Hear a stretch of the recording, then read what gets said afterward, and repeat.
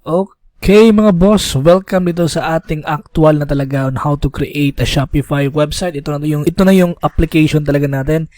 But the first thing that you need to do is you need to make sure na yung bago mo talagang gawin na email account is bagong-bago talaga, no? Kasi para you can focus on like doing the website and wala siyang enough na messages dito. Like example for this one, I created a new website. I created a new email. Ito hbcclothingph@gmail.com. So ang gagawin ko na lang is yung I have a website, 'di ba? I'm actually selling right now merchandise sa aking Homebase Connect na brand. So I'm planning to, instead of like putting this one, kita nyo itong email, kita nyo itong website na to, instead of putting this one sa inside my current website, which is this one, ito yung Homebase ko na website ko, I'm planning to just upload this one to another Shopify store. So by doing this, malaman din nyo din kung paano ba tayo gagawa ng Shopify na website. So here we go. Let's start. Let's go to shopify.com.ph.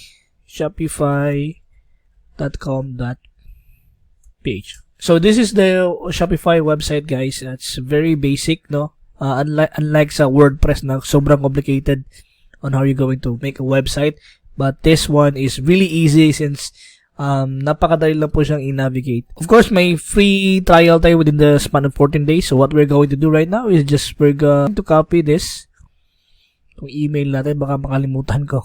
Okay, boom. Ay, ito pala yung na-copy ko.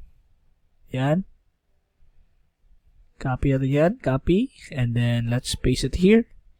Boom, and start natin ang free trial. Okay?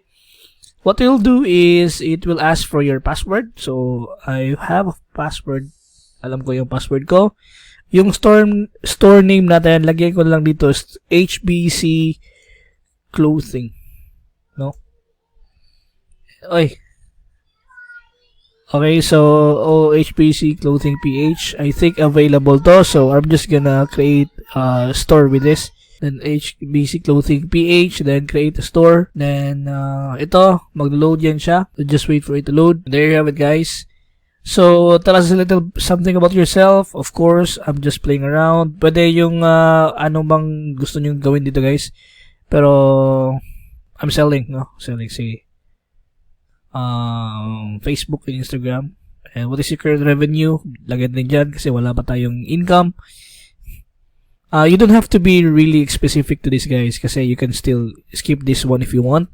Pero this time, for the purpose of this presentation, lagyan lang ganyan.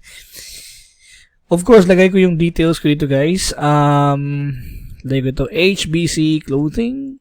Address natin is, I'm just gonna turn this one. This store is a registered business.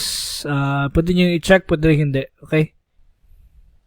Okay? And then, click mo yung enter my store. Once nadaan na yan, once natapos mo na yan, just wait for it to load, and then just wait for it.